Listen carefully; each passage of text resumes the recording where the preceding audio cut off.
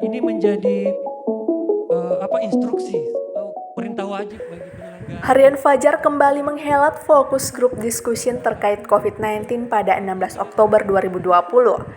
Pada FGD kedua ini tema tentang pentingnya menjaga jarak. Tema ini menjadi menarik karena tak lepas dari momen perhelatan pilkada serentak yang tahapannya mulai berlangsung hingga 9 Desember mendatang. Seperti diketahui, perhelatan pilkada tak pernah lepas dari image keramaian, seperti pada masa kampanye dan hari pemilihan. Pada FGD ini, Harian Fajar menghadirkan 3 narasumber, masing-masing Ketua KPU Makassar M. Farid Wajdi, Ketua Bawaslu Kota Makassar Nur Sari, dan Prof. Idrus Andi Paturusi, Guru Besar Fakultas Kedokteran Universitas Hasanuddin. Selain itu, forum ini juga menghadirkan berbagai elemen masyarakat. Hadir juga tim dan juru bicara masing-masing dari pasangan calon yang sedang bertarung di Pilkada Makassar. Ataupun disinfektan, ataupun menjaga jarak dan sebagainya dan sebagainya. Ini terkait persoalan kampanye di tengah pandemi COVID-19.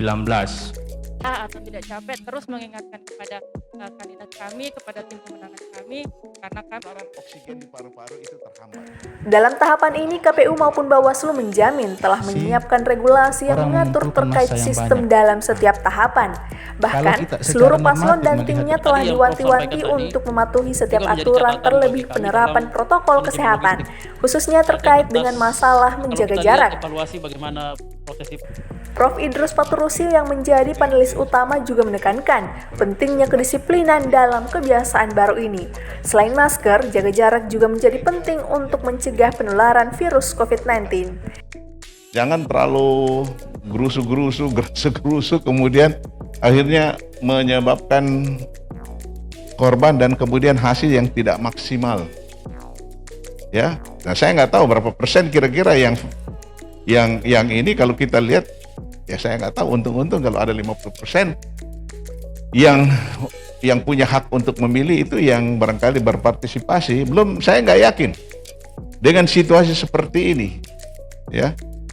Nah, kalau dikatakan tadi kita masih berdasarkan pemilu kertas, itu kan 2019 Oktober, ya kalau nggak salah tadi itu aturannya September, iya. Tapi itu kan belum ada COVID pada waktu itu. Nah kalau ada COVID, kenapa kita tidak berpikir bahwa ada situasi emergency yang harus kita rubah, kita punya pola pikir. Ini yang saya kadang-kadang, saya terus terang, orang mengatakan saya di dokter bencana. Karena di mana-mana pun bencana saya selalu ada, saya selalu hadir. Bukan apa, karena ada dari dalam itu. Yang kepuasan kalau saya datang satu tempat, kemudian saya bisa menolong, kemudian saya berhasil melakukan sesuatu, ada sesuatu kepuasan sendiri. Nah, kenapa waktu Pak JK bilang, kau pulang, kau biasa pergi di kampung yang orang nolong, kenapa kau tidak mau tolong di kampung? Saya nggak bisa ngomong waktu dia bilang begitu.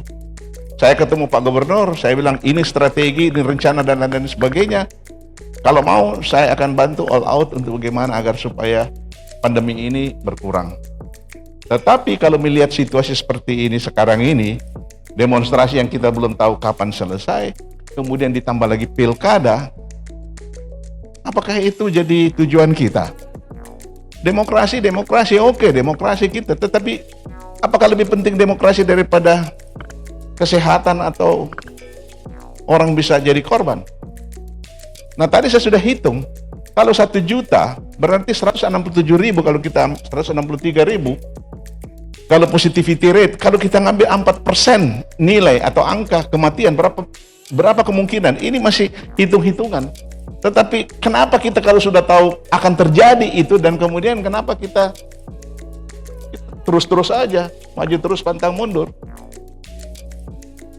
Apa ruginya kalau misalnya kita nunggu sampai, yang saya kasih tahu Prof. Siti Zuhro, satu hal barangkali agar supaya betul-betul ada dasar ilmiah yang kuat untuk kita mengatakan yang maju atau tidak, kita lihat angka positivity rate setelah ini anak-anak kita demo dan seterusnya.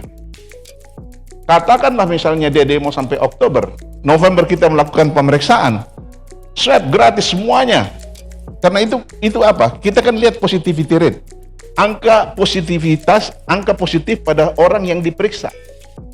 Nah, kalau misalnya itu naik, apakah dia ikut demo atau tidak, tetapi at least positivity rate-nya itu bertambah atau tidak. Saya bilang sama Ibu Supro, Prof. Siti Sukro, kalau ini positivity rate-nya menurun, saya kira ini dasar kuat untuk kita tetap maju. Tapi kalau dia naik, saya kira harus kita pertimbangkan matang-matang. Tukaran oksigen di paru-paru. Dari Kota itu Makassar, terhambat. tim liputan Nah, Fajar kalau ada orang melaporkan. comorbid, ya, di mana